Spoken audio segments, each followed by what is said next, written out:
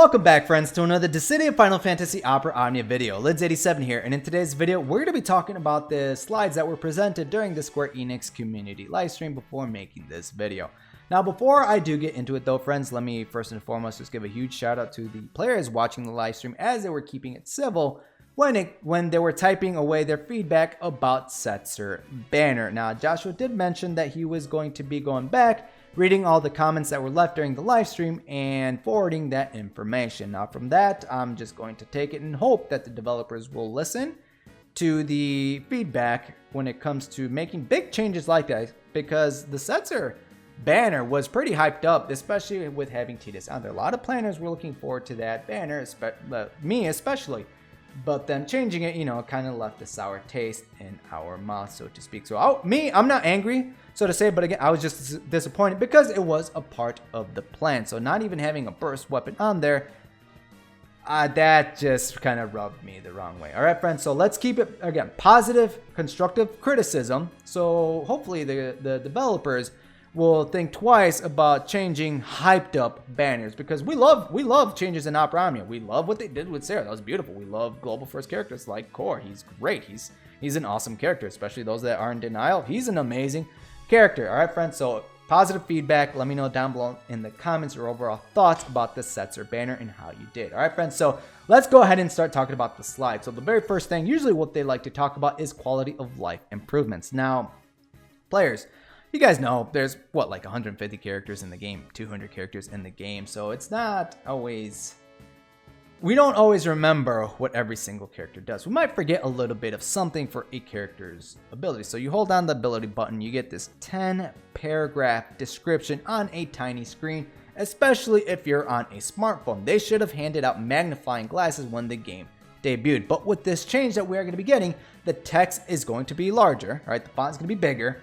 And there will be a scroll bar on the right-hand side that lets you scroll through this. Thank you very much, developers, for this change, as this will no longer hurt my eyes as I'm squinting on that very, very long ability description. Let me go ahead and zoom out. On September 2nd, UTC time. Mind you, all these dates will be in UTC time. We are going to be getting Act 3, Chapter 4, Part 1, Illuminating Dreams, which we are going to be seeing Yuna's rework, her LD, and burst weapon, and this beautiful, gorgeous costume. Lids needs this on his global account. I never got Yuna's burst weapon on the JP side of the game, so it was a little bit painful. So Yuna, with her rework, with her LD and burst, she's an amazing support type character with wonderful auras. She has a capability, she increases stats, she increases your party's brave damage, which is beautiful, and she can also brave batter. She has HP healing, and she can actually dish out some decent damage when she has Veil 4 out on the field. Those of you not familiar with Veil 4 or not familiar with Yuna's character from Final Fantasy X, she's a summoner. She summons out this big chicken pterodactyl looking thingamabob that does fight alongside with her. All right, friends, so I guess if you're not personally interested, or if you're broke, you could always use a friend support Yuna. Bring her in, use the burst effect, make sure the LD buff is active, and go into your own burst mode just to benefit from her auras. Now, I will say though that if you do happen to pick up her LD weapon early, I would probably wait for a different banner to chase her burst weapon on, and we'll talk about that here in a second. Now, on September 2nd, we are going to be getting a World of Illusion support campaign where the synergy characters are going to be boosted. The summon trials are going to be half SP cost, and I would highly recommend, especially if you haven't finished your summon boards or are a newer player, try to take advantage of this to get all your summon boards done, because that's a huge increase to your resources when it comes to armor tokens, tickets, and gems. So take full advantage of this if you can. Now, that other banner that I was talking about to chase Yuna's burst weapon down is going to be this banner here. Now, this is September 6th. We're going to be getting a community token challenge. On the JP side of the game, this saw an increase in difficulty, but this is not Lufenia Plus yet. I just thought, I assumed on JP that this was just a test to see what would happen. Now, Agris, with her rework and LD weapon, she's an amazing utility type character in Opera Omnia. She has the capabilities to paralyze your enemies. She can shut down with her EX ability. She can shut down magic type damage heading your way, and with her LD, upon using it, her brave attack will upgrade, and she will inflict confuse on your enemies. She is very useful, but I would probably say she is a shining star during the Kate Sith Lufenia Plus. Those of you not familiar, I highly recommend you guys check out videos for that, because in my opinion, that was probably my opinion, that was the hardest Lufenia Plus stage to date. Follow-up or on par would probably be the Shiva one. Those were tough, at least for me on the JP side of the game. All right, friends, so Agris can help you out there, but there are other team compositions that can help you out there. She also has the capabilities to increase your damage and increase your Brave gain, which is useful during Lufenia Plus. All right, friends, so if you are going to be chasing Agris, this is the best burst banner to chase Yuna's burst weapon on. Good luck to you, I say. September 9th, UTC time, we are going to be getting Rude's Lost Chapter, and then on the 13th, we're going to be getting Tier 4 of the next Transcendence with the new rank plate being Crystal. Now, during this time frame, we are going to be seeing reworks and LDs to both Yuffie and Barret. Yuffie, she is a debuffer. She's always been a debuffer. She could throw debuffs back. She can steal buffs from the enemies with her LD buff. She has the capabilities to Brave refund your party based on HP damage that she deals out. So not bad overall. Nothing too grand, but I mean, she can solo. There are some Lufenias, another one upcoming, if they don't change it during Garnet's Lufenia Plus, she can one-shot them literally on the first freaking turn, so just keep that in mind, but she doesn't need her LD to do so. Barret getting LD. Barret, I would consider a aggressive support type unit in the form that he increases your party's damage. He can increase their physical damage, their brave damage. He's getting an LD. He has the satellite that, you know, he can summon out satellites from the sky, just do extra damage. Not bad overall. So if you're a Final Fantasy VII fan, hopefully RNG is on your side, because as you guys can tell on the slides, there are no free multi-draws on these banners. Not unless I missed it, right? No, I'm not crazy. I'm not crazy, right? Oh yeah, I don't see no free multi-draws on here, so good luck with that, guys. Seriously, good luck. On September 17th, Xdeath will be the following after Yuna LD. He already has his LD. He will be the following burst character. Now, Xdeath, he's a debuffer. He does brave damage over time. He does HP damage over time, just in his base kit. With this burst effect, every time party member acts, he will send the enemies towards the void, and he will do HP damage. This is extremely busted with Tidus. Bring in a friend support. Keyword there, friend support. You don't necessarily need Xdeath.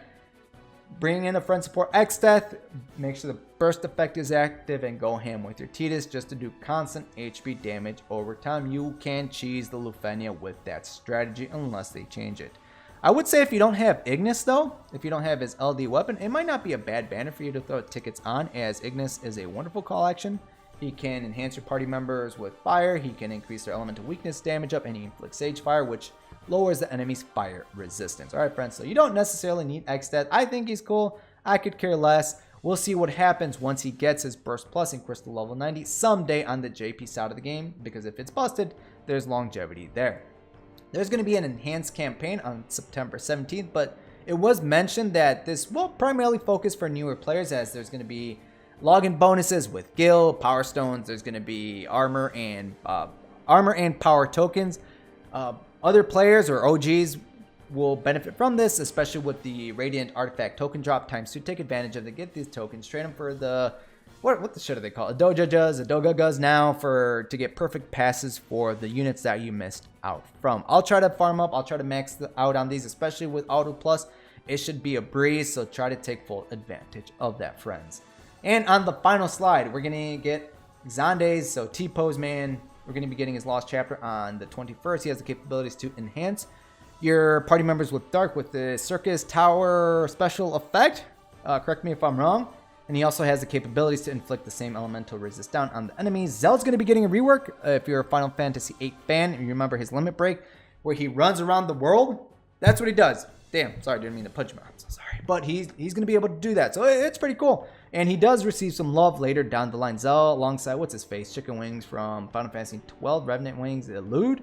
Right? Lude? I don't know. He's got red hair. He's got wings. And he's a very useful character. But if you want to skip out on Zell for now, for that banner, highly recommended banner, later down the line, feel free to do so. BV is going to be making a comeback with this LD and rework.